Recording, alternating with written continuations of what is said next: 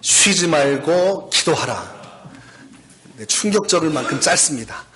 그러나 여기 안에는 함축적인 의미가 깊이 담겨져 있기 때문에 오늘 말씀을 통해서 다시 한번 도전받는 시간이 되시길 바랍니다. 한 TV 매체에서 시계를 수리하는 명장에 대한 내용을 제가 본 적이 있습니다. 아주 작은 가게에서 아주 작게 이제 운영하는 시계점입니다. 이제 알만한 사람들은 또 알고 소문을 듣고 이제 명품 시계들을 가지고 옵니다. 몇백만 원짜리 시계인데 시계가 가지 않는 거예요. 근데 고칠 방법은 없고 그래서 그 문제를 해결하기 위해서 그 사람을 찾아갑니다. 그러면 참 신기하게도 그 고철과 같았던 이 명품 시계가 다시 되살아나는 것을 보게 되는 것이지요. 하는 방법을 보니까 시계를 다 분해하고 그 복잡한 구조가 있는 것들을 다 일일이 확인하고서 뭐가 문제인지 문제점을 정확하게 찾아냅니다. 그래서 사람 눈으로 식별할 수 없는 아주 작은 나사가 없는 것을 확인하고 현미경을 통해서 아주 작은 그 나사를 제작을 합니다. 그러면 핀셋으로 그 작은 것, 깨알 같은 그 나사를 그 시계 안에 딱 넣으면 그때부터 시계가 신기하게도 잘 돌아가는 걸 보게 됩니다. 사람들이 오는 사람마다 감탄을 하게 되는 것입니다. 얼마나 신기합니까? 근데 시계를 보니까 그렇게 복잡한데 그 복잡한 문제를 단순하게 해결하는 것을 보면서 야, 이것이 진짜 명장이구나. 대단한 실력을 가진 사람이구나. 영국에서 주는 자격증, 그 소수만 가지고 있는 그 자격증을 가지고 있어요. 그래서 아마 TV가 방영되고 나서 엄청난 사람들이 몰려왔다고 합니다. 우리가 인생을 살아가면서 복잡한 문제들이 참 많습니다. 어떻게 내가 해결할 수 없는 문제들이 참 많습니다. 인생을 참 단순하게 살려고 해도 그렇게 쉽사리 인생이 사라지지는 않습니다. 우리가 사람을 믿고 그렇게 우리가 열심히 살면 인생 참 잘 될 거라고 생각하지요. 그래서 주변 사람들을 믿어주고 신뢰해주고 그러다가 뒤통수 맞고 그러다가 사기당하고 사기당한 케이스를 다 열거해 보면 누가 사기치는 줄 아십니까? 믿었던 형님. 20년간 그렇게 가족같이 지냈던 그분이 뒤통수 치는 겁니다. 믿었으니까 재정을 투자하지 않았겠습니까? 믿었으니까 앞뒤 안 보고 마음껏 이제 투자한 것이죠. 왜냐하면 이 사람은 정말 내 인생 가운데서 둘도 없는 형제와 같고 정말 피를 나눈 가족보다도 친하다. 그렇게 해서 투자하고 보증 섰는데 나중에 어떻게 됩니까? 위기가 닥치면 도망가 버려요. 그래서 참 세상살이 하는 것이 그렇게 믿는다고 해서 해결되는 것은 아니구나. 참 내가 생각했던 것보다 더 복잡하구나 깨닫게 되는 것입니다. 우리가 세상 살 때 우리가 생각하고 직관하는 것이 있습니다. 우리가 직업을 볼 때도 요리사 하면 뭐 그냥 불 좀 피우고 그냥 요리하고 그러면 뭐 되는 거 아닌가. 그래서 요리를 쉽게 생각하는 분들이 있습니다. 아마 여성분들은 잘 알겠지만 요리가 쉽습니까? 어렵습니까? 쉽다고 하기도 그렇고 어렵다고 하기도 좀 그러시죠? 그래서 이제 요리가 이제 쉬운 줄 알고 요리의 세계에 뛰어드는 사람이 있습니다. 그런데 요리장, 요리하는 그 공간이요 엄청나게 살벌합니다. 그거 칼 한번 잡으려고 그러면 한 3년에서 5년간은 설거지만 하고 있어야 돼요. 양파 까고 대파 다듬고 그거 하면서 그 오랜 시간에 모든 모욕과 순환을 거쳐야 그 요리점에서 제대로 칼 한번 잡을 수 있다고 합니다. 뭔가 쉽게 다가설 수 있는 것 같은데 그 세계로 들어가면 복잡한 무언가가 있습니다. 군대 갈 때에 요리병으로 가려는 친구들이 있습니다. 그래서 제가 조리병으로 딱 배치가 된 걸 보면 쉬운 줄 알고 갔죠. 갔더니 거기도 기강이 너무 센 거예요. 뭐 그렇게 복잡해요. 도마 씻는 거, 칼 놓는 거, 그리고 이거 행주 삶는 거, 그리고 밥할 때 이거 국 이거 다 계량하는 것부터 해가지고 너무 스트레스를 받으니까 저한테 면담 온 겁니다. 조리병 죽어도 못하겠다는 거예요. 차라리 자기가 유격훈련 갈 테니까 제발 여기 식당에서 빼달라는 겁니다. 고생대로 하고 뭐 알아주진 않고 뭐 이런 얘기를 하는 걸 들었습니다. 그래서 쉬워 보이지만 막상 그곳으로 들어가면 어려운 것이 인생입니다. 그래서 어떤 사람들은 야 나는 그러면 노숙자로 살아야겠다. 그러면서 빈 박스 들고 지하철로 가는 사람이 있습니다. 거기도 여러분 서열이 있습니다. 아무 데서 누웠다가는 그냥 눈탱이 밤탱이 되게 맞습니다. 밤에 소주병으로 맞아요. 자기가 정해진 자리가 있고 그 자리 벗어나면 안 됩니다. 그리고 밥 한 번 먹으려면 그 근처에 있는 교회들 스케줄을 다 꿰고 있어야 돼요. A교회, B교회, C교회 요일마다 준 위치와 장소, 또 변경되면 그 정보를 빨리 습득해서 그쪽으로 가야 됩니다. 그 300원씩 코스를 돈다고 그래요. 그럼 하루 잘 돌면 한 3,000원, 5,000원 나오고 또 잘 번 날은 또 10,000원도 나오고요. 그럼 그거 가지고 또 소주 사 먹고 뭐 사 먹고 합니다. 정보력도 있어야죠. 또 성실하고 부지런해야 됩니다. 노숙자도 아무나 못합니다. 그 세계에 들어가면 또 복잡한 무언가가 있습니다. 야, 그러면 난 아예 그냥 구걸이나 하면서 거지처럼 살아야겠다. 제가 한번 지하철을 갔는데 갑자기 쿵 소리가 나는 거예요. 봤더니 말짱한 청년이 서 있다가 갑자기 쿵 하고 주저앉더니 바닥을 기어가는 거예요. 이 친구가 장애인 행세를 하면서 옆칸으로 넘어가는데 너무 제가 당황해가지고 태어나서 처음 봤습니다. 사기꾼들이 있다는 건 알았지만 근데 그 구걸하려고 그 바닥을 기어가지고 한 2칸 정도 넘어가야 그쪽에서 이제 장애인으로 알고 이 칸에 있는 사람들은 저런저런 하면서 이렇게 막 탄성이 나오는데 무시하고 그냥 기어가더라고요. 야, 이거 구걸에 먹기도 쉽지 않구나. 말짱한 사람이 포복을 해가지고 그 지하철 이렇게 가고 그래서 세상살이가 단순히 바라보 보는 것만큼 그렇게 쉽고 그렇게 함부로 할 수 있는 것은 아니구나. 돈 벌기 쉽습니까? 누군가한테 돈 받아내기가 그렇게 쉽습니까? 처세술 좋은 사람이 인정받는 세상, 그리고 줄을 잘 선 사람이 살아남는 세상. 남을 위하기보다 나 자신을 먼저 챙기는 사람이 승진하는 것을 보면서 세상 참 복잡 미묘하다. 배운 대로 살면 되는 줄 알았더니 또 그렇지도 않은 것을 보면서 머리가 지끈지끈 아파옵니다. 도대체 어떻게 살아야 되고 어떤 삶을 추구해야 되는지 머리가 너무나 복잡하지요. 제가 박하사탕이라는 영화를 본 적이 있습니다. 보신 분 있으신가요? 수준이 있으신가요? 이 박하사탕은 저는 원래 이런 류의 드라마를 좋아하지 않습니다. 액션 영화를 좋아하지. 그런데 대학교 때 숙제였기 때문에 한 겁니다. 제가 별로 이제 수준이 없는 사람이에요. 그냥 단순한 거 좋아하는데 이 박하사탕이라는 한국 드라마를 영화를 꼭 보고 리뷰를 하라고 그래서 봤습니다. 근데 처음에 볼 때 갑자기 기차 안에서 웬 남자가 기차 앞에 서가지고 나 다시 돌아갈래 하면서 기차가 거꾸로 돌아가요. 그러면서 과거를 이렇게 회상하면서 과거부터 현재까지 거슬러 오는 시간 속에서 주인공이 어떻게 변질되는지를 보여줍니다. 군사정권 속에서 어리버리했던 군인이었는데 그 오발탄을 통해서 소녀를 죽이게 되고 그리고 또 시간이 지나서 정권이 바뀌고 사회생활을 하고 또 결혼을 하고 그 안에서 고뇌하면서 순수했던 이 박하사탕과 같이 깨끗했던 한 사람이 얼마나 더럽혀지는지를 보게 합니다. 그 사람의 절규는 그것이죠. 순수했던 그 대학 시절. 노래가 나 어떻게 이 노래를 이제 개울에 앉아서 서로 이제 둥글게 앉아가지고 대학생들 기타 치면서 노래하는 것. 그게 이제 최초의 순수했던 시간입니다. 그 시절을 동경하면서 기차 앞에 뛰어들어서 절규하는 것이죠. 우리가 순수하게 살고 싶고 정말 멋있게 살고 싶은데 인생을 살다 보면 너무 복잡한 세상 속에서 갈 길을 헤맬 때가 있습니다. 세상에서는 또 분위기 메이커라고 해서 열심히 살아가는데 또 교회 오면 또 신앙생활하는 것도 참 쉽지 않습니다. 그래서 어떤 분들은 아예 가면을 한 개 준비해서 사는 분들이 있습니다. 세상에서 살아갈 때의 나, 교회에 들어올 때의 나. 이 두 가지를 구분해 놓는 것입니다.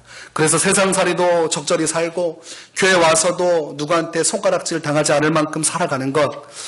그런 삶을 보면서 적당히 신앙생활하고 적당히 회개하고 그러면서 교회 안에서도 이 순수함을 잃어버린 나 자신을 바라보는 그 아픈 신앙인들의 모습을 저는 보게 됩니다. 순수함을 회복하고 싶으나 회복하지 못하는 성도들이 참 많습니다.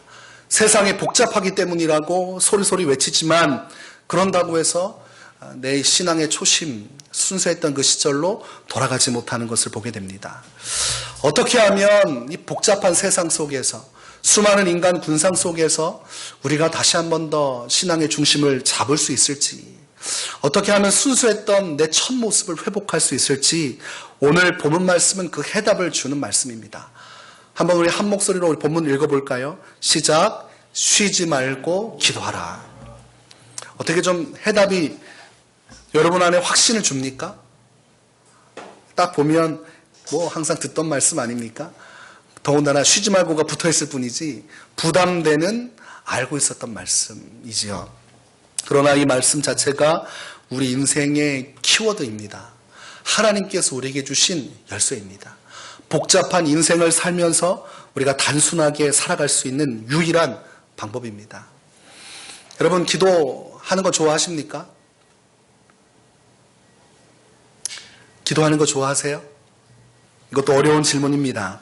난제와 같습니다. 좋을 땐 좋고 또 싫을 땐 싫고, 은혜 받으면 집에 가서 하루 종일 기도할 것 같은데 한 이틀 지나고 나면 또 세상살에 매여서 바빠서 기도하지 못합니다. 이런 정답을 내놓고 또 우리가 한 주간 또 바쁘게 살아가기 마련입니다.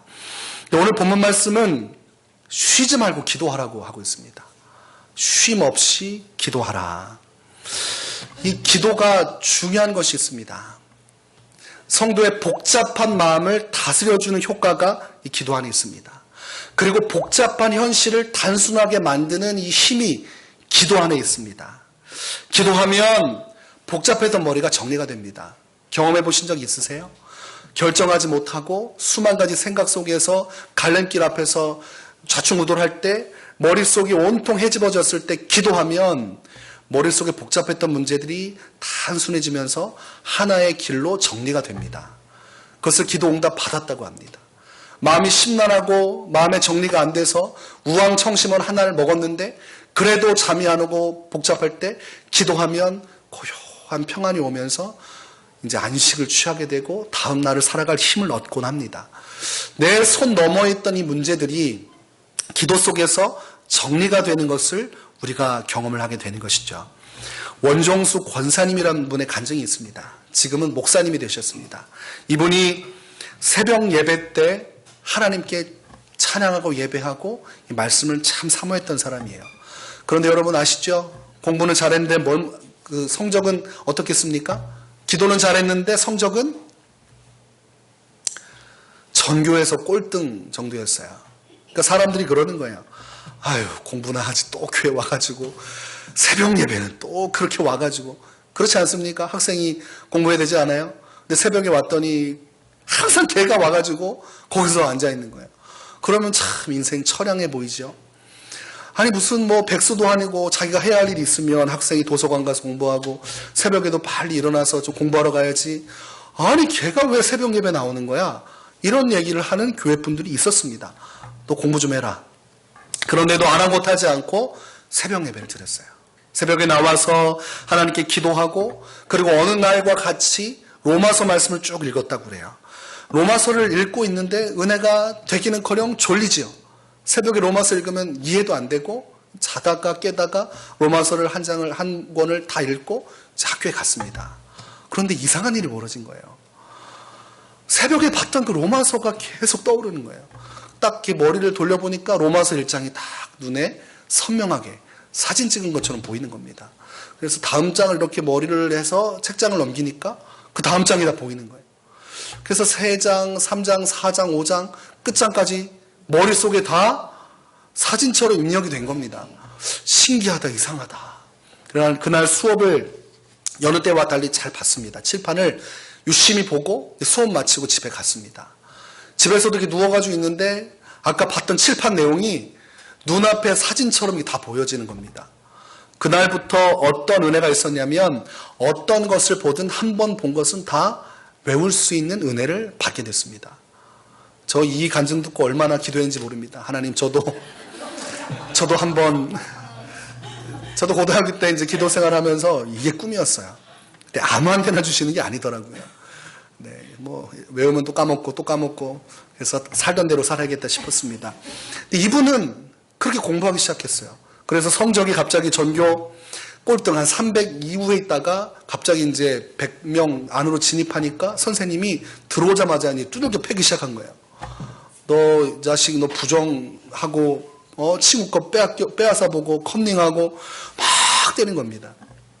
억울하잖아요. 그래서 이제 이 원정수 권사님이 억울합니다.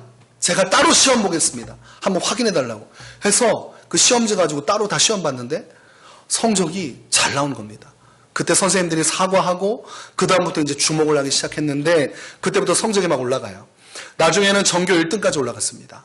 그리고 서울 의대를 이제 들어가게 됐는데 수석은 못했습니다. 문제입니다. 왜 수석을 못했을까요? 어느 과목에서 문제가 생겼을까요? 수학에서 문제가 생겼습니다. 수학 문제지는 다 떠오르는데 답이 없잖아요. 수학은 응용을 해야 되기 때문에 못하는 거예요. 그러니까 수학은 15점, 30점, 겨우 그래서 고등학교 내내 수학 공부만 해서 그 성적을 올렸는데 그래도 이제 의대 수석으로 입학하지 못했습니다. 졸업할 때 수석으로 졸업하고 나중에 이제 의사 생활을 하면서 이분이 이제 전격적으로 간증을 하기 시작한 것이죠. 이분이 국내에서도 공부하고 또 해외에서도 공부하고 여러 가지 간증들이 또 많습니다. 근데 이분이 하신 얘기가 그것입니다. 공부할 때, 머리가 답답할 때, 또 논문을 쓸 때, 주제가 떠오르지 않을 때 그냥 새벽에 가서 무릎 꿇고 기도했다는 거예요. 있는 자리에서 계속 하나님께 기도했다는 겁니다. 이렇게 똑똑한 사람이, 근데 이분의 시작점이 뭐냐면 지혜로워서 하나님을 믿은 게 아니고 전교 꼴찌하던 사람이 예수 믿어서 올라왔기 때문에 어떤 마음이 있어요? 나는 기도를 통해서 여기까지 왔다. 이 확신이 있는 거예요. 그러니까 복잡한 문제가 있을 때마다 주님 앞에 엎드리면 그것이 아주 쉽게 해결되는 것을 체험한 사람입니다. 그러니까 계속해서 기도하기 시작한 것입니다. 여러분, 기도할 때 여러분의 인생에도 이와 똑같진 않아도 하나님의 역사가 나타납니다. 여러분의 인생의 복잡한 문제들이 아주 쉽게 해결되는 것을 경험하게 됩니다. 기도할 때 여러분의 인생뿐만이 아니고 여러분의 직장과 삶과 여러분의 미래의 문도 열려지게 되는 것입니다. 여러분, 그 성경 말씀을 보면 예수님께서 죽으시고 부활하신 이후에 모여서 기도하라는 메시지를 던져주십니다. 그 다음에 대한 계획이 구체적으로 이야기된 게 아니에요. 그냥 모여서 기도하면 약속하신 것을 너희가 받을 것이다. 그게 끝입니다.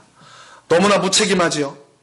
분명한 계획을 주셔야 앞으로 교회는 이렇게 될 것이며 어떤 핍박이 왔을 때 누구를 세워서 뭐 이렇게 주셔야 되는데 그냥 모여서 기도하라고 하시고 하늘로 올라가셨습니다. 이거 어떡합니까? 지금 핍박이 거세고 예수 믿다가 다 죽을 판인데 생각이 얼마나 많겠습니까? 그런데 120명의 성도가 그냥 뭐 했습니까? 기도했어요.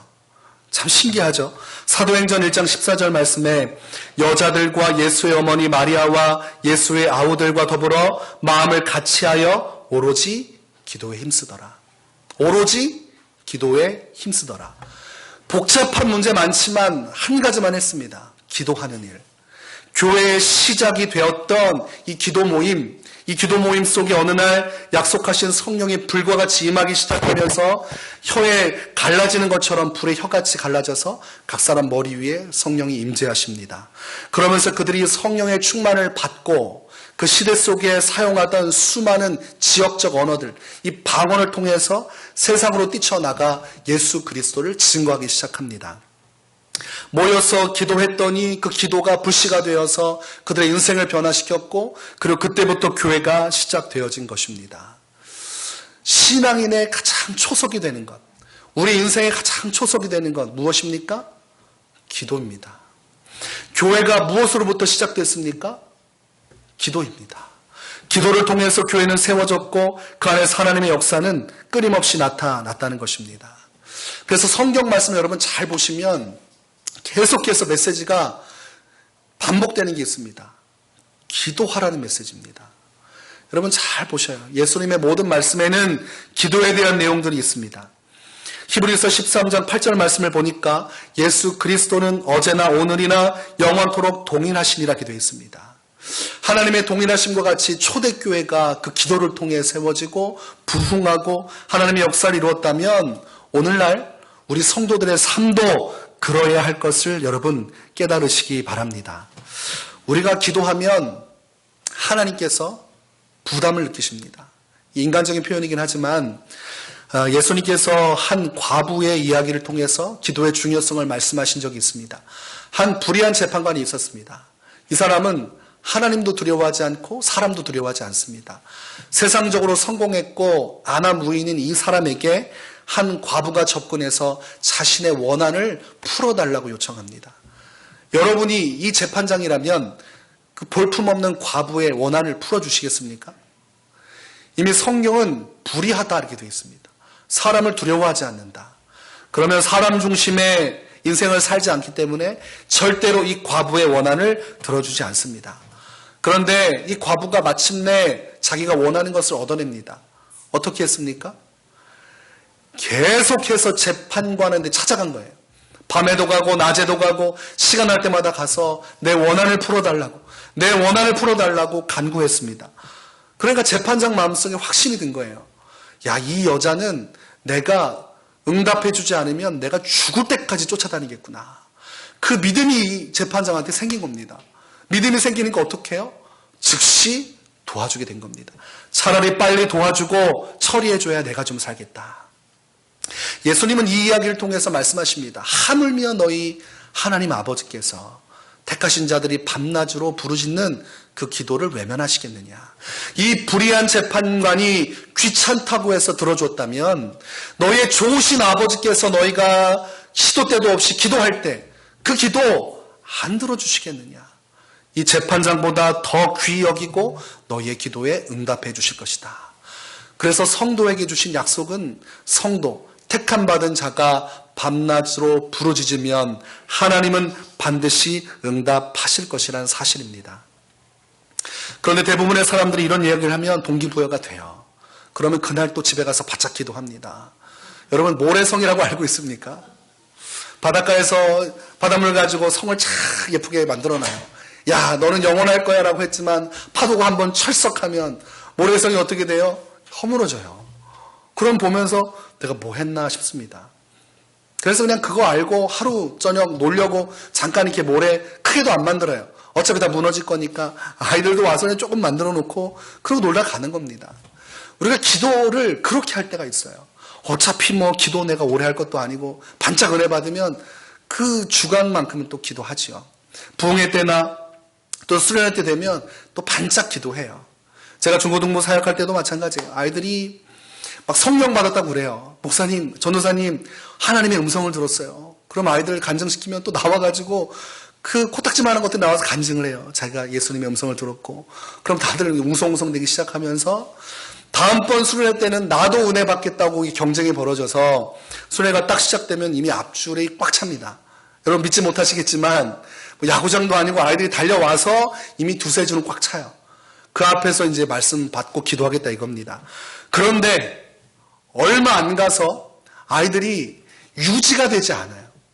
한 그 주간은 이제 성령 충만하고 막 새벽 예배 나오고 철야 나오고 막 그래요. 그럼 이제 어른들이 이상하죠. 애들이 왜 이러는 거야? 그리고 한 번은 그 끝나고 나자마자 목표를 정했어요. 우리가 철야 때 60명 이상 돌파하자. 그럼 피자를 먹는다 했더니 애들이 다 일어서십시오 그러더니 그 철야 시간에 다 온 거예요. 50명, 60명, 67명 막 돌파하고. 그러나 오래지 않아 다시금 애들은 일상으로 돌아갔습니다. 우리가 단순한 이 문제가 우리의 인생 가운데 큰 걸림이 되는 것이죠. 기도하면 된다고 하는데 정작 기도하는 내가 유지하지 못합니다. 그러나 여러분들 포기하지 마십시오. 모래성 허물어지면 또 세우면 됩니다. 또 파도 치면 또 세우면 됩니다. 계속 세우면 됩니다. 우리가 기도할 때에 이미 내가 포기할 걸 알고 그걸 유추해서 애초에 기도를 시작 안 하는 분들이 있습니다. 어차피 또 저녁 바빠지고 그러면 이게 하니까 나는 요 정도만 기도해야지. 그래서 각자마다 적정한 선에서 무리가 되지 않은 기도 스케줄을 잡습니다. 제가 여러분들 기도 스케줄 대충 알고 있어요. 저도 제 선 안에서 잡는 스케줄이 있어요. 목회하면서 부담이 되니까 요 정도만 기도하자. 그렇게 되면 어떻게 되냐면 기도가 유지가 안 됩니다. 왜냐하면 또 바빠지면 스케줄 또 조정해요. 기도 스케줄은 계속 뒤로 가고 다른 스케줄이 앞으로 옵니다. 그래서 우리가 기도할 때에 한 번 자리를 내어주면 기도의 자리로 다시 돌아올 수가 없습니다. 포기하지 않고 기도하다가 실패해도 또 도전하고 도전해야겠다. 내가 망할 걸 알고서도 기도는 도전하는 거예요. 내가 유지가 될 것 같지 않아도 오늘 나는 기도하리라. 또 실패했어요. 그럼 난 다시 또 도전하리라.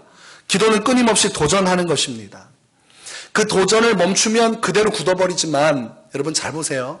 이게 영적인 거기 때문에 도전을 멈추지 않고 또 노력하고 또 노력하면 성장하게 되어 있습니다. 하나님께서 그 마음을 보시고 영적인 은혜를 부어주세요.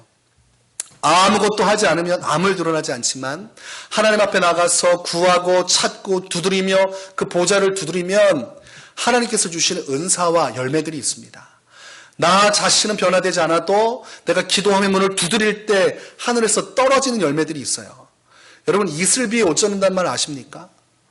이슬비 너무 아무것도 아니잖아요. 풀숲에 한번 쓱 지나갔다 와보세요. 온 몸에 아주 물 천지입니다. 짤 수도 있어요. 그 이슬 같은 것들이 스며들고 쌓이면 온몸을 적십니다. 내가 지금 내 생각만큼 온전하지 않아도 계속 기도의 문을 두드리면 하늘에서 은혜가 여러분 안에 촉촉히 스며들게 돼 있어요. 그리고 그 은혜가 여러분을 기도의 영으로 바꿔줍니다. 죽었던 내용을 회복시키기 시작하고 기도가 닫혔던 것을 열어주시기 시작해요. 그래서 기도하고 싶은 마음을 성령께서 계속 부어주십니다. 그러면서 점점 더 기도의 세계로 나가는 것이지 처음부터 완벽하게 기도의 자리를 지켜나가는 그런 기도 인생은 절대로 없습니다. 쉬지 말고 기도하라. 이 말은 포기하지 말고 계속 기도에 도전하라. 쉬지 말고 기도하라는 것은 언제나 기도하라 이 말이고 또 무시로 성령 안에서 깨어서 기도하라는 말씀이 있습니다. 이것은 포기하지 말고 기도하라 이것과 같습니다. 여러분 성령 안에서 무시로 깨어 기도하라는 말씀이 에베소서 6장 18절에 있습니다. 모든 기도와 간구로 하되 무시로 성령 안에서 기도하고 이를 위하여 깨어 구하기를 항상 힘쓰며 여러 성도를 위하여 구하고 되어 있습니다. 무시로 기도해 있죠. 여러분 안에 무시로 기도하는 축복이 있기를 바랍니다. 여러분 방언의 기도를 하실 수 있으십니까? 너무 고개를 절레절레 너무 확실하게 표현해 주셔서 네, 방언의 기도가 유익한 것이 한 가지가 있습니다. 일상적인 기도에서 큰 빛을 발휘합니다. 운전하면서 기도할 때 어떻게 기도해야 됩니까? 방언으로 기도해야 됩니다. 그리고 설거지하면서 기도할 때 어떻게 기도해야 돼요? 방언으로 기도해요. 내가 바쁜 와중에 일상 속에서 기도할 때 맨정신을 가지고 기도 제목에 집중하는 것이 어려울 때 그럴 때 방언으로 기도합니다. 그래서 우리가 방언으로도 기도하고 우리의 마음으로도 기도하고 기도를 통해서 우리의 삶을 바꿔나가는 작업이 필요합니다. 그래서 여러분 기도하고자 하면 방언을 하나님께서 주십니다. 그래서 일상 속에서 한번 기도 시작해 보세요. 그러면 그렇게 어려웠던 방언의 문제가 해결됩니다. 저는 고등학교 때 방언을 받았습니다. 그때 예수님 만나고 나서 저녁 시간이 되면 기도하러 갔어요. 제가 말씀드렸던 그 이제 덩치 크시고 이제 머리 올백하시고 금반지 끼시고 이빨 이렇게 금이빨이시고 털이 수북했던 그 목사님이 항상 이제 열심히 저를 찾았기 때문에 뭐 죽으나 사나 전 10시에 가서 기도했습니다. 그때 제가 정확하게 제 입술로 기도 제목을 했어요. 명확하게 사람하고 대화하듯이 하나님 오늘 이렇게 살았습니다. 하나님 이렇게 도와주십시오. 이렇게 1시간 동안 그 말들을 이어나가기가 너무 쉽지 않았습니다. 여러분 1시간 동안 어떻게 명확하게 기도합니까? 한 말 또 하고 한 말 또 하고 그렇게 안 하려고 하다 보니까 이제 부담이 좀 있었습니다. 어느 날처럼 기도를 시작했는데 혀가 꼬부라지기 시작하는 거예요. 이상하잖아요. 하나님 하면 이상하잖아요. 내가 지금 뭔가 몸에 문제가 생겼나? 그래서 제가 또다시 기도했습니다. 주님 도와주시기로 이 기도하는 거예요. 혀가 자꾸 말리니까 제가 가만히 한 10초간 쉬었습니다. 좀 마음을 가다듬고 이렇게 해가지고 혀가 자꾸 꼬여가지고 이해가 되지 않았습니다. 그런데 그때 문득 방언에 대한 얘기를 들은 지역이 있어요. 저는 왜 방언을 주시지 않나요? 이것만 제가 10년 했던 것 같아요. 평상시에 방언 받으려고 부흥회 때마다 수련회 때마다 이제 예배 끝나면 막 기도하는 무리들이 있어요. 근데 막 방언 받았다고 여기저기서 막 웃고 떠들 때 저는 항상 방언을 받은 적이 없습니다. 목사 아들로서 모든 부흥에 다 참석했는데 한 번도 저는 방언을 받은 적이 없습니다. 그래서 제가 방언을 하기 위해서 부단히 노력했지만 안 됐어요. 그런데 방언이 오기 시작하니까 제가 제어할 수 없는 누가 혀를 잡고 돌리는 것처럼 돌아가기 시작해서 그냥 내버려뒀습니다. 에라 모르겠다. 그리고 기도하기 시작했더니 막 혀가 꼬부라지면서 제가 모르는 막 단어들로 막 기도가 되는 거예요. 좀 부담스러웠지만 그때에 하나님께 기도하는 것이 이렇게 어떻게 쉬울 수 있을까? 자리에 앉아서 마음을 내려놓고 기도하는데 내가 이성적으로 노력하지 않아도 내 혀가, 내 영이 기도한다는 것을 알게 됐습니다. 그래서 이 방언이라는 것은 여러분의 삶 속에 기도하는 데 굉장히 큰 유익이 있습니다. 반대로 말하면 여러분의 삶 속에서 기도하려고 노력하면 이 방언은 쉽게 받을 수 있다는 것입니다. 하나님이 방언을 왜 주시냐면 기도 많이 하라고 주십니다. 그럼 반대로 기도를 많이 안 하면 이 방언이 어떻게 되는 줄 아십니까? 방언 기도를 못해요. 오랜 기간 기도하지 않고 먼지가 생겨가지고 가득하면 나중에 기도하려고 그러면 기도가 안 나오는 거예요. 방언을 어떻게 했는지도 잘 기억이 안 날 만큼. 그래서 주변에서 방언 받았다가 1년 후에 수련회 때 그때서야 방언하려고 그러면 애들이 방언을 못해요. 그러다가 회개하고 말씀 듣고 막 주여 외치고 하다 보면 뒤늦게 방언이 다시 터지면서 다시 깊은 세계로 들어갑니다. 그럼 기도 끝나고 나면 아이들이 두 눈에 눈물이 가득하고 콧물 닦고 그렇게 충만한 주의 은혜를 누립니다. 만약 우리의 기도의 삶이 그 한순간이 아니고 일상으로 이어진다면 여러분 어떤 일이 벌어지겠습니까? 1년에 한 번 기도했던 그 기도의 열정들이 끊임없이 우리의 도전을 통하여 순종을 통해서 몸부림을 통해서 주 앞에 드려진다면 여러분의 인생은 180도 완벽히 뒤집어져서 새 사람으로 살아갈 수 있습니다. 그러니까 성령 충만이라는 것은 여러분이 말하는 어떤 개념적인 것이 아니에요. 내가 주의 말씀에 순종해서 이 쉬지 말고 기도하라는 주의 말씀이 내 인생의 목적이 돼서 그것을 붙들고 살아가면 나는 원치 않아도 기도함으로써 성령이 내게 부어집니다. 나는 성령 충만을 그렇게 얘기하지 않아도 기도 속에서 성령이 알아서 오셔서 내 마음을 뒤집어 엎으시는 겁니다. 어느 날부터인가 예수님을 너무 사랑하게 되고 어느 날부터인가 영혼들이 긍휼히 보이고 목사님의 목회 사역을 도와주고 싶고 그리고 누군가를 긍휼히 여겨서 재정적으로 지원하고 싶거나 아니면 아픈 자가 있으면 위로하고 싶은 성령의 욕망들이 우리 안에 들어와서 우리를 끌고 가기 시작합니다. 그게 성령 충만이에요. 내가 안에 이성을 통해서 성령을 이해하고 그걸 통해 깨달아서 무언가 바뀌는 건 아닙니다. 하나님께서 내 기도의 시간을 통해 내게 깊숙이 들어오셔서 나 자체를 변화시키는 것, 그게 성령의 충만입니다. 그러니까 자신도 모르는 사이에 내가 변화되었노라 고백할 수밖에 없는 것입니다. 성경 말씀에 이런 말씀이 있습니다. 하나님의 말씀과 기도로 거룩하여짐이라. 디모데에게 말한 내용 중에 이 경건에 대한 권면이 있습니다. 디모데전서 4장 8절에 육체의 연단은 약간의 유익이 있으나 경건은 범사에 유익하니 금생과 내생의 약속이 있느니라. 이 경건이 무엇입니까? 말씀과 기도로 거룩해지는 것. 말씀과 기도를 통해 거룩해지면 이 땅에서 누리는 유익이 있고 영원한 천국에까지 이르는 유익이 있다고 말을 합니다. 그러니까 여러분들이 운동하는 거 참 좋습니다. 멋있지요. 그런데 성경에서는 그것을 약간의 유익이라고 표현합니다. 그러나 기도와 말씀을 통해 우리의 삶을 채우는 것은 범사, 모든 일에 유익해서 영적인 것에나 육체적인 것에나 영원한 구원의 문제에 있어서도 언제라도 우리에게 유익한 것이라고 이야기합니다. 그래서 성도가 기도하지 않으면 수분이 공급되지 않은 식물처럼 바싹 말라버립니다. 여러분들이 아무리 교회에 자주 오고 교회에서 사람들을 만나고 그 나눔을 갖고 그 안에서 위로를 받아도 여러분의 그 신앙의 틀 속에 기도가 없으면 영적으로는 메마르게 되어 있습니다. 교회 문턱을 자꾸 오고 교회에서 정말 뭔가를 하기 위해서 부지런히 살아도 기도가 없으면 메마르게 되어 있습니다.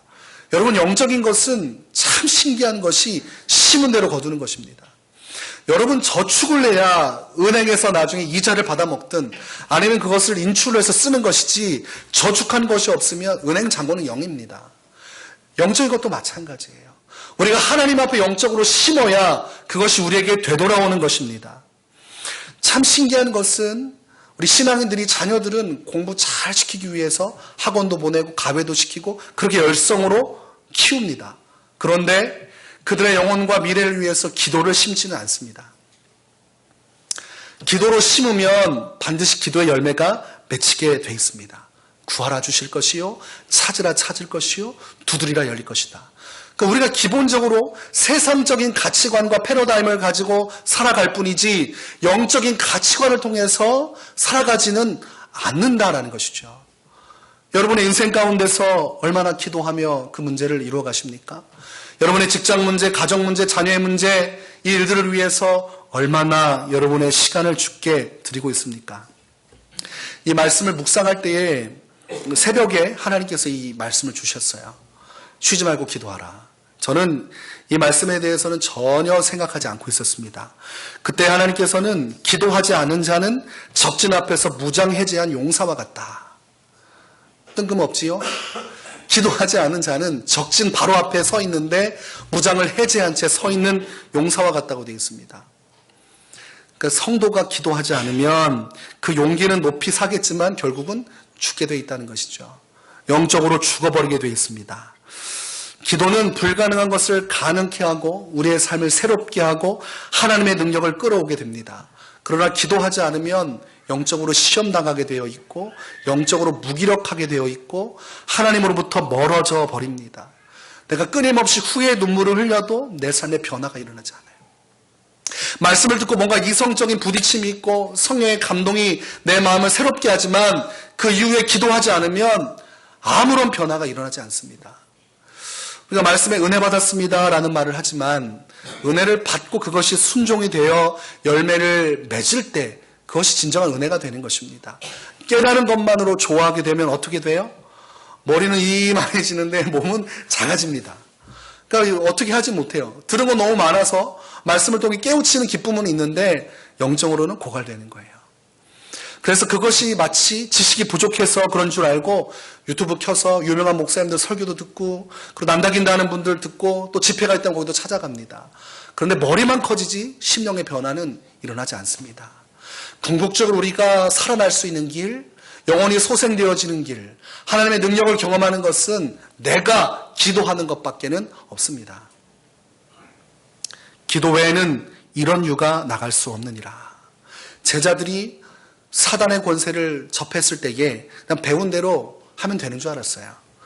어줍지 않게 기도하고 잠깐 이렇게 명령하면 되는 줄 알았습니다. 근데 예수님은 더 깊은 기도를 요청하셨어요. 문제가 크고 강대하다면 너희는 더 기도하라. 그래서 예수님의 모습을 보면 끊임없이 기도하셨습니다. 새벽 미명에 기도하셨고 저녁에 기도하셨고 밤중에 기도하셨습니다. 마가복음 1장 35절에 보니까 새벽 아직도 밝기 전에 예수께서 일어나 나가 한적한 곳으로 가사 거기서 기도하시더니 누가복음 6장 12절에 이때에 예수께서 기도하시러 산으로 가사 밤이 새도록 하나님께 기도하시고 그리고 마가복음 6장 45절에 무리를 작별하신 후에 기도하러 산으로 가시니라. 예수님은 일상을 열심히 사셨습니다. 그리고 최종적으로 가시는 곳이 기도의 장소였어요. 우리는 다른 곳으로 가요. 신앙생활 한다고 하면서 우리가 최종 목적지가 기도의 장소가 돼야 되는데 기도는 가끔 하고 엉뚱한 나만의 보금자리를 만들어서 거기서 쉼을 얻습니다. 사람 만나는 것, 내 개인 취미생활하는 것, 그런 것들이 전부가 되면 마음의 위안은 받는 것 같지만 영적으로는 죽습니다. 우리가 어떤 느낌과 어떤 생각을 가지고 살아가는지는 중요하지 않아요. 우리가 지금 어떠한 상태인지가 중요합니다. 암에 걸렸는데 괜찮다 그럼 괜찮다고 하면서 암으로 죽는 겁니다.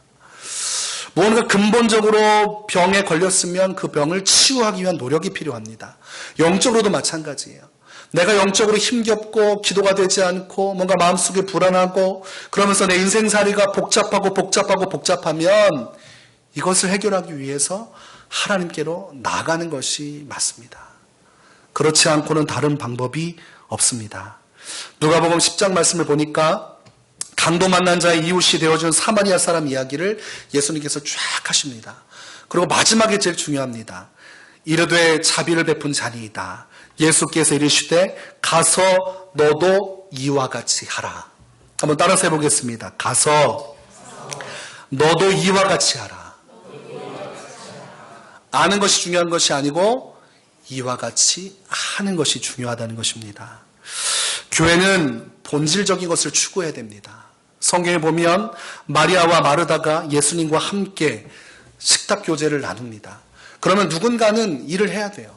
그런데 마르다와 마리아가 동시에 다른 일을 했습니다. 마르다는 예수님을 섬기기 위해서 식탁을 준비했고, 마리아는 예수님 앞에서 예수님과 말씀을 나누고 그 말씀을 듣고 경청하고 있었습니다. 마르다의 입장이 어떻겠습니까? 여러분이 마르다예요. 아니, 죽을 만큼 지금 일하고 있는데 동생이 아니, 생각이 없는 건지 지금 안 도와주고 있습니다. 여러분 어때요? 제가 소대장 시절에 철조망을 막 치고 막 피가 막 손에 묻고 열심히 하고 있는데 뒤에서 누가 뒷짐지고 내려오는 겁니다. 다들 연대장님이다 해서 제가 급하게 내려와가지고 피를 닦고 격례 준비를 하고 있었어요. 딱 보니까 제가 화가 막 확 나는 거예요. 아니, 후임 소대장이 뒷짐지고 부대 시찰하는 것처럼 쭉 돌아가는 거예요. 아니, 자기도 지금 철조망을 치고 있어야 되는데 자기는 안 하고 부하를 다 시켜놓고 뒤에서 뒷짐지고, 제가 너무 화가 나가지고 야! 그다음부터는 상상에 맡기겠습니다. 아니, 여기 소리 하나 달고 뒤에서 뒷짐지고 부대 시찰을 하고 있어요. 지금 중이가 지금 철조망 달고 있는데. 그래서 그 마음을 잘 압니다. 근데 예수님께서 뭐라고 말씀하셨냐면, 마르다가 주여 내 동생이 나 혼자 일하게 두는 것을 생각하지 아니하시나이까 그를 명하사 나를 도와주라 하소서, 이렇게 얘기합니다. 자, 생각 없는 동생이 빨리 와서 여기 좀 일 좀 돕게 해주세요 했더니 예수님께서 이렇게 말씀하십니다. 마르다야 마르다야, 내가 많은 일로 염려하고 근심하나 몇 가지만 하든지 혹은 한 가지만이라도 족하니라. 마리아는 이 좋은 편을 택하였으니 빼앗기지 아니하리라. 예수님이 너무 무심하세요. 마르다가 한 일이 좋은 일이라는 건 인정하셨어요. 그런데 마리아가 하는 일도 좋다고 얘기하시는 거예요. 너가 그 편을 선택했으니 그 일을 하고, 지금 마리아는 말씀 듣기를 경청하러 왔으니 그것을 존중해 줘야 된다, 이렇게 얘기했습니다. 우리가 바쁘고 성실하게 사는 거 참 중요합니다. 일상생활에서 우리가 세상에서 열심히 살면 빛과 소금이 되지 않겠습니까? 예수 믿는다고 하면서 적당하게 일하고 적당하게 눈치 보면서 게으름 피우고 욕먹기 딱 쉽상입니다. 그러나 그렇다고 해서 본질과 비본질의 역할이 바뀌면 안 됩니다. 성도가 열심히 사는 것 중요하지만 그 삶의 영적인 요소가 빠지면 더 이상 성도라고 부를 수 없는 것입니다. 예수님은 그 핵심을 잡아주는 거예요. 본질을 잊지 말아라. 무엇이 더 먼저인지를 잊지 말아라. 교회가 바쁘게 돌아가면서 영적인 이 본질을 잊어버릴 때가 있습니다. 그러면 교회가 망하는 지름길입니다. 교회가 제일 우선 해야 될 것은 기도하는 일입니다. 사명자의 1순위는 기도하는 것입니다. 초대교회도 기도했고 기도를 통해 주 앞에 섰습니다. 막중한 임무를 맡은 사람일수록 기도해야 됩니다. 왜냐하면 시험이 더 거세게 옵니다. 사단이 똑같이 역사하지 않아요. 정말 무거운 비전과 사명을 가진 사람은 더 큰 세력들이 역사하게 되어 있습니다. 그럴수록 기도로 더 무장하지 않으면 신앙생활이 더 힘겨워요. 그러니까 중직을 맡을수록 행복하지 않은 거예요. 계속해서 근심이 많아지고 영적으로 눌리고 부담되고 벗어나고 싶은데 벗어지지 않습니다. 그게 참 어려운 점입니다. 그럴 때일수록 우리가 본질, 우리 교회는, 우리 신앙인들은, 우리는 올해 또 앞으로도 기도를 통해서 주님의 사명을 감당하리라. 이것이 우리에게 가장 처음이 되는 목표점이 되어야 된다는 것입니다. 미국 테네시주의 오른발 교회라고 이름 지어진 교회가 있었습니다. 이 교회는 성찬식보다 세족식이 더 중요한 교회였어요. 근데 목사님은 항상 이제 세족식을 할 때 방법이 있었는데 왼발부터 씻기는 분이었습니다. 왼발이 편하셨나 봐요. 그래서 왼발부터 해서 발을 잘 씻기고 세족식을 했는데 어느 날 집사님 한 분이 오셔서 얘기한 겁니다. 목사님, 왜 오른발부터 씻기셔야지 왼발부터 씻기십니까? 오른발이 맞습니다. 이러고 간 거예요. 목사님 혼자 남아가지고 생각해 보니까 아니 성경에 세족식 할 때 오른발부터 하란 말이 없었고 또 저분은 무슨 성경적인 권위를 가지고 얘기를 했는데 아무런 근거가 없는 거예요. 그러니까 아무런 근거 없는 얘기 가지고 의미 없는 얘기를 하고 가니 목사님이 받아들일 수도 없었고 마음에 화가 났습니다. 그러니까 목사님이 자기를 이제 무시한다는 느낌이 드니까 그냥 자기는 하던 대로 왼발부터 씻은 거예요. 난리가 났습니다. 이 집사님이 화가 난 거예요. 목사님이 내 말을 듣지 않았다고. 그래서 교인들을 선동해서 밖으로 뛰쳐나갔습니다. 그리고 지은 교회가 오른발 교회입니다. 세족식은 오른발 교회. 여러분, 본질과 비본질이 바뀌면 교회가 이렇게 가요. 이런 교회가 진짜 있습니다. 교회 안에서 끊임없이 이 문제 가지고 싸우는데 막상 까서 보면 성경하고 전혀 관련이 없는 거예요. 그래서 우리가 제일 중요한 것은 본질이고 교회의 본질은 기도다, 이것입니다. 제가 지하교회 고등학교 때 그 내려갈 때에 그 교회에 붙인 로고가 있었습니다. 기도는 만사를 변화시킨다. 그때 제가 상태가 좋지 않았고 앞날이 불투명했는데 그 말만 들으면 기분이 좋았어요. 기도만 하면 해결된다고 그러면 야, 인생 살만하겠다. 제 관점은 그랬습니다. 아니, 기도해서 만사가 변화된다고 하면 할만하지 않습니까? 네가 노력해서 머리를 써서 지혜를 가져서 이렇게 하면 난 지혜도 좀 그렇고 나는 그렇게 성실한 사람도 아닌 것 같고, 그런데 기도가 만사를 변화시킨다고 하니까 마음에 가벼움이 생겼어요. 오늘도 기도해야지 하면서 교회 가서 기도하고 나오면서 그걸 딱 보면 아유, 기도했으니까 뭔가 큰 변화가 있겠다. 제 안에 소망이 생겼습니다. 그것이 힘든 시절을 저를 지탱하는 아주 중요한 말씀이었습니다. 기도는 만사를 변화시킨다. 성경적인 것을 이렇게 표현한 것이죠. 여러분에게 하나님은 기도의 사명을 주셨습니다. 여러분, 끊임없이 도전하시기 바랍니다. 실패해도 괜찮습니다. 또 도전하세요. 계속 시간을 잡으시고 기도의 목표를 정하시고 그리고 도전하세요. 그러면 반드시 성령께서 여러분을 붙들어 주셔서 기도의 영을 부어주시고 기도할 수 있는 환경과 여건과 여러분의 영적인 것을 계속 공급해 주십니다. 포기하지 않으면 마침내 우리는 기도로 승리할 것입니다. 기도 속에서 놀라운 축복과 은혜를 누리시기를 주의 이름으로 축원합니다.